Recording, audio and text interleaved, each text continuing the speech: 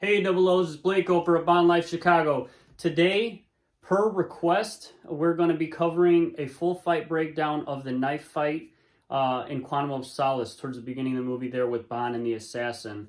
I didn't get into this with the knife fight defense video itself just because it's got so much awesome stuff in detail in this fight that I wanted to give it its own video just to give it the respect and the due attention that I think it really deserves. Disclaimer, again, like I say, I'm by no means an expert in any martial arts. I like to train jiu-jitsu, and I do have a certification in Krav as an instructor. But if you really want to train this stuff, don't try it at home on your friends or your loved ones or your children. I highly recommend, if you are serious about learning a self-defense, to find a local place, a local gym in your area, get in there, learn from somebody in a safe environment and learn properly. All right, with that out of the way, we're going to get into it. So this fight itself has a lot of Krav Maga fighting techniques in it. And again, not getting too much into that so that I can get into the video itself. Krav Maga is very basic in essence, that three of the prime principles of Krav Maga is aim for your opponent's weak points, simplicity, and anything goes. You'll see a lot of that in this, and you'll see a lot of that, I think, throughout the Bond series, just in the way that Bond fights. He's very opportunistic, very resourceful in grabbing whatever is around him to use as a weapon or for self-defense if he needs to. Now we're going to get into it. Again, using that resourcefulness, being self-aware and just situational awareness of your surroundings at all times, even if you're out to eat, walking down the street, things like that is important for your safety, to just know what's around you, who's around you, what could potentially be a threat, and what might become a threat, and then how you can defend yourself or escape from that. Because again, the best defense in a self-defense situation is fully escaping and getting out of harm's way in one piece. So now we're going to get into that fight. Bond gets into the hotel room. He knows somebody potentially could be in there, so he is walking cautiously. He's using that situational awareness. I think the directors and the movie folks do a really good job of this, where they show us and let us hear the knife being flicked out, but at the same time, we now flash back to Bond, and he's walking into the hotel room, and he's hearing the wind going, and he's kind of got those wind chimes there on the patio. And for all intents and purposes, even with somebody that's a secret agent with that alert system up, all those different noises could definitely blend in together, and he might not know that somebody's on the other side of that door with a knife. Spoiler alert, if you haven't seen it already. So the assassin that flicks out the knife attacks Bond, basically ambushing him through a door with a knife, and he starts slashing at him. Now here comes that resourcefulness. Bond, as he starts dodging those strikes, grabs a flower vase and smashes it against the assassin's head, which allows him time to then grab the assassin and throw him through one of the other partition doors, and they continue to fight at this point. Going back to that knife defense video, you do a good job of kind of seeing Bond's using an open hand to defend and strike with one of his hands, and he's found a new object now that flower vase has broken. It appears to be a shoe. I'm not 100% sure, but it's definitely some type of solid or blunt object. And as he's defending and blocking those knife strikes, he's also attempting to strike, again, those weak points of the assassin. You see him as he's defending and blocking the knife strikes from the assassin. He's able to strike the assassin with that object in the neck and then also in the face.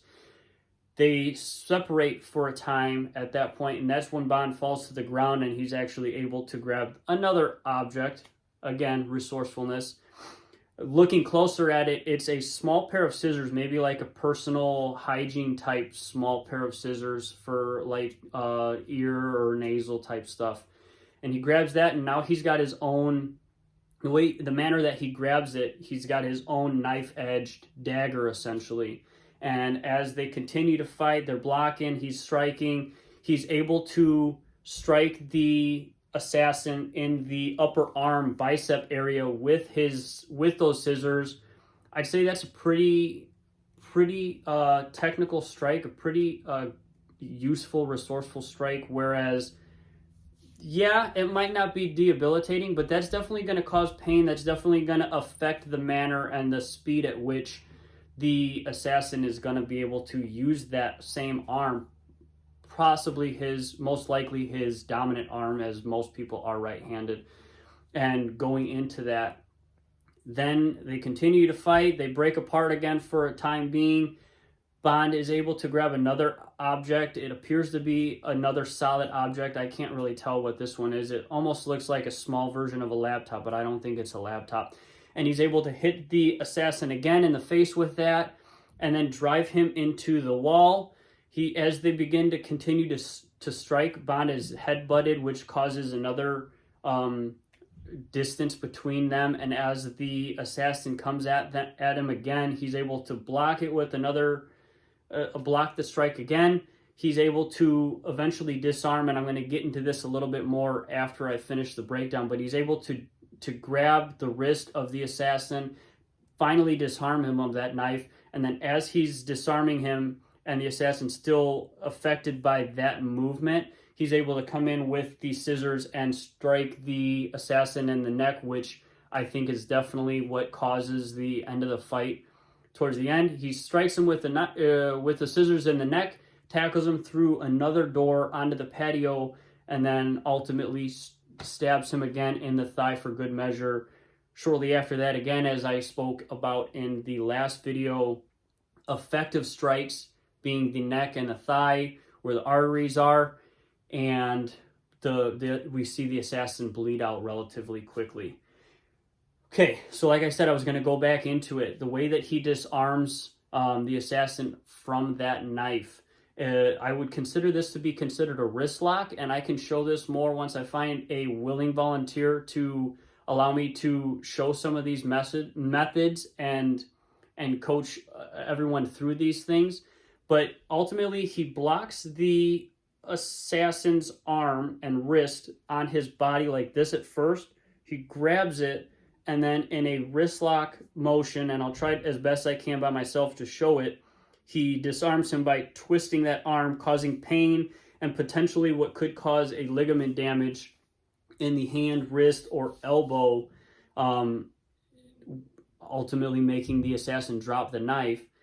He torques it in such a manner, causing pain and the assassin to drop the knife, and then allows him the ability to get that final strike in, thus ending the fight. So showing this way, if I were to bend you can see that bend in my wrist now. We call this a gooseneck in law enforcement.